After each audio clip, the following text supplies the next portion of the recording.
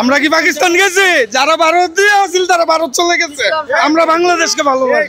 কোনো সন্ত্রাস থাকবে না বাংলাদেশে।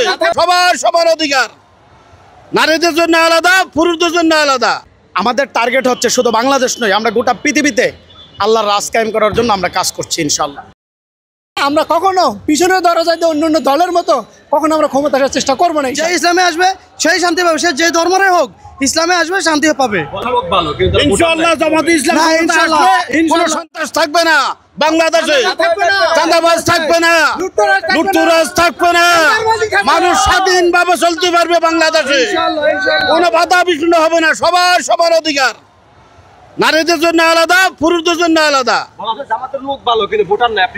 আলহামদুলিল্লাহ আমাদের লক্ষ লক্ষ ভোটার, সব পুরনো কথা। নির্বাচনে ইনশাআল্লাহ আমরা প্রমাণ করে দিব জামাতের ভোটও আছে, জামাতের লোকও ভালো, তাদের ভোটও আছে। এইগুলি আমরা মনে করি একটা অপপ্রচার। সুতরাং জামাত ইসলামী ক্ষমতা গেলে এই ইন্ডাস্ট্রি থাকবে না বা অন্যান্য যে সংস্কৃতি থাকবে না, সেটা নয়। মদিনা সন্ন্যতের আলোকে, সেই আলোকেই সকলের সম অধিকার প্রতিষ্ঠা করবে জামাত ইসলামী। আসলে জামাত ইসলামী যারা করেন সমর্থক, তাদের ভোট কোটি টাকা দিলেও একটি ভোট নড়বে না। যারা ইসলামী রাজনীতি বিশ্বাস করে, সকলের সেন্টিমেন্ট একটাই, কোরআন সুন্নাহ রাষ্ট্র প্রতিষ্ঠিত হোক। হয়তো আদর্শগত কিছু একটা তফাৎ থাকতে পারে, সুতরাং সেন্টিমেন্ট কিন্তু একটাই। জামাত যদি ওই চিন্তা করতো ক্ষমতার চিন্তা, তাহলে তারা অনেক আগেই সেটা পরিকল্পনা করতো। বাংলাদেশের নিয়মতান্ত্রিক ও গণতান্ত্রিক পন্থায় ন্যায় ও ইনসাফ ভিত্তিক সমাজ প্রতিষ্ঠা করাই আমাদের মূল লক্ষ্য। এখন ক্ষমতার বিষয়টা যদি আপনি চিন্তা ভাবনা করে দেখেন যে আমরা অন্য অন্য দলের মতো কোনো চাঁদাবাজির সাথে জড়িত না, খুন খারাপি, হত্যা, খুন, ধর্ষণ, রাহাজানি, এগুলো তো কখনো আমরা জড়িত না, বা এগুলো আমরা কখনো সাপোর্টও করি না। তো ক্ষমতা যাওয়ার বিষয়টা একমাত্র আল্লাহ সুবহানাহু ওয়া তাআলার হাতে আমরা সুপুর্দ করে দিয়েছি। আল্লাহ রাব্বুল আলামিন যদি বাংলাদেশ জামাত ইসলামীকে ক্ষমতায় নিয়ে দেয়, তাহলে ইনশাল্লাহ আমরা যাব।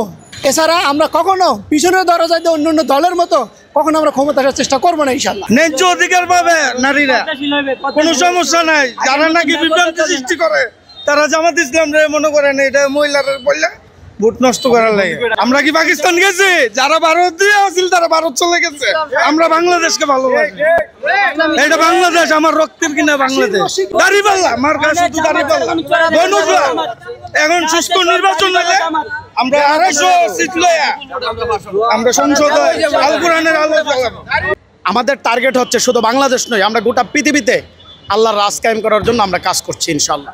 নারীরা আগে যেটা সুবিধা পাইতো এখন আরো সেফটির সঙ্গে সুবিধা পাবে, এটা আশা করা যায় বাংলাদেশ জামাত ইসলামের কাছে। ইনশাআল্লাহ ইনশাআল্লাহ না, এটা হওয়ার সম্ভাবনা নেই। বাংলাদেশ পাকিস্তান দূরের কথা কোনো দেশই হবে না। বাংলাদেশ স্বাধীন ভূখণ্ড, তার স্বতন্ত্র রাষ্ট্র হিসেবেই থাকবে। যারা এটাকে বলে তারা বাংলাদেশ জামাত ইসলামের যে উত্থান হতে চলেছে এটাকে ঠেকানোর জন্য তারা এই ধরনের প্রোপাগান্ডা চালাচ্ছে। ভোট দেওয়া হয়নি, বিগত সরকার আমলে ভোট দিতে হয়, দিতে দেয়নি। হ্যাঁ, দিতে দেয়নি। বেশি সরকার আমলে, শেখ হাসিনার আমলে ভোট কেন্দ্রে ভোট দিতে দেয়নি। আমরা ভোট দিতে পারি না।